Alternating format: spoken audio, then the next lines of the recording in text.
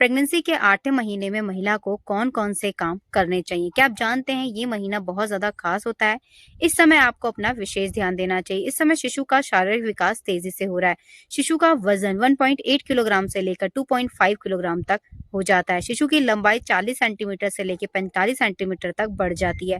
शिशु के शरीर में फैट बनने लगता है जिसकी वजह से शिशु गोलू-मोलू सा दिखाई देने लगता है। शिशु का दिमागी विकास तेज़ी से हो रहा है। शिशु के फेफड़े विकसित हो रहे हैं। मगर पूरी तरीके से मैच्योर नहीं हुए हैं। बात करें माँ के शरीर में बदलाव की तो इस समय माँ को बहुत सारी प्रॉब्लम्स का सामना करना पड़ सकता है। इस समय आपके पैरों में सूजन, आपके पेट और पीठ में दर्द, इसी के साथ नींद में परेशानी आना और बहुत जल्दी-जल्दी थकान होना, ये सारी समस्या आपको दिखाई दे सकती है।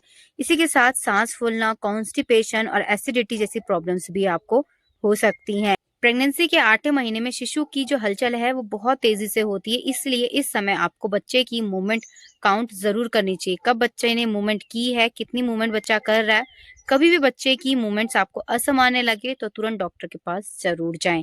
अब बात करेंगे आपको कौन कौन से काम करने चाहिए। इस समय आपको वॉक जरूर करनी चाहिए। प्रेगनेंसी के 8वें महीने में आपको 2 टाइम वॉक जरूर करनी चाहिए। आपको सुबह और शाम 2 टाइम वॉक करनी चाहिए। कम से कम 30 से 45 मिनट आपको वॉक जरूर करनी चाहिए। जितना ज्यादा आप वॉक करते हैं आपकी जो पैल्विक मसल्स हैं वो फ्लेक्सिबल होती हैं और आपका शरीर डिलीवरी के लिए तैयार होता है। इसी के साथ आप कुछ पैल्विक एक्सरसाइज भी कर सकते हैं जैसे डक वॉक। जब आप बैठकर झाड़ू लगाते हैं तब उसे डक वॉक कहते हैं। तो आप इस चीज को भी कर सकते हैं। पैल्विक एक्सरसाइज आप डॉक्टर से पूछकर ही करें। पैल्विक एक्सरसाइज करने से पैल्विक एरिया की जो मसल्स होती हैं वो फ्लेक्सिबल होती हैं। जब आपकी बच्चेदानी का मुंह 10 सेंटीमीटर तक खुलता है तब आपकी नॉर्मल डिलीवरी हो पाती है। इसीलिए अपने पैल्विक एरिया को फ्लेक्सिबल बनाने के लिए कुछ एक्सरसाइज आप कर सकते हैं जो आप डॉक्टर से पूछकर ही करें। इसी के 8वें महीने में आपको पर्याप्त मात्रा में पानी जरूर पीना चाहिए क्योंकि शिशु के विकास के लिए शिशु के चारों ओर एमनियोटिक फ्लूइड सही मात्रा में होना चाहिए। इसके लिए आपको ध्यान रखना होगा कि आपके शरीर में पानी की कमी ना हो, क्योंकि अगर एमनियोटिक फ्लूइड में कमी आती है तो शिशु का शारीरिक विकास सही से नहीं हो पाता, शिशु सही से मूवमेंट नहीं कर पाता है। इसी के साथ आपको पोषक तत्वों से भरपूर भोजन ही लेना चाहिए। आपको ऐसा खाना खाना चाहिए जिससे आपके शरीर में न्यूट्रिशंस आए। अगर आप चाहते हैं आपकी नॉर्मल डिलीवरी हो तो उसके लिए आपको जरूरी है कि आपको अपने खाने और पीने के ऊपर विशेष ध्यान देना चाहिए। अगर आप सही से खाना खाते हैं तो इससे आपकी बॉडी में स्ट्रेंथ आती है और आपकी बॉडी नॉर्मल डिलीवरी के लिए तैयार होती है।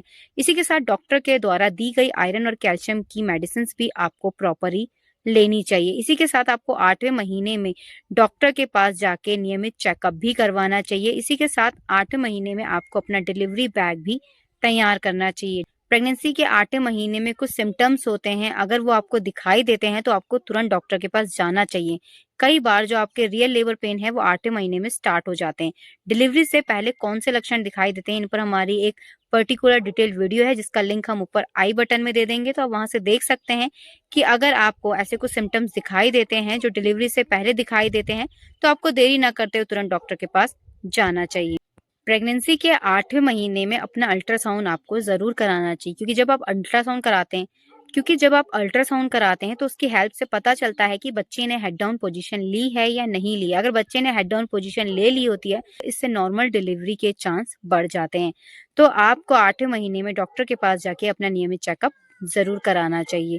इसी के साथ प्रेगनेंसी के 8वें महीने में आपको खजूर खाना चाहिए और देसी घी को अपनी डाइट में शामिल ज़रूर करना चाहिए और हो सके तो गुनगुना पानी भी आपको पीने में और नहाने में ज़रूर इस्तेमाल करना चाहिए। इससे नॉर्मल डिलीवरी के चांस बढ़ जाते हैं। आपकी प्रेगनेंसी का कौन-सा महीना चल रहा है, कहाँ से आप हमारी ये वीडियो देख रहे हैं, हमें कमेंट करके ज़रूर लिखिएगा।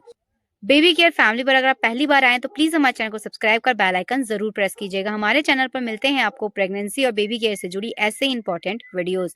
फेसबुक पर अगर आप हमें देख रहे हैं तो आप हमें यहाँ फॉलो कर सकते हैं और कोई भी सवाल हो तो आप हमें मैसेज कर कर भी पूछ सकते हैं। आपके कोई भी सवाल या सुझाव हो तो आप हमें कमेंट करके भी लिख सकते हैं। हमारी वीडियो आपको कैसी लगती है हमें कमेंट करके जरूर बताइएगा। हमारी वीडियो को पूरा देखने के लिए आप सभी का धन्यवाद। मिलते हैं आपसे नेक्स्ट वीडियो में, तब तक के लिए अपना ध्यान रखिएगा। धन्यवाद, नमस्कार।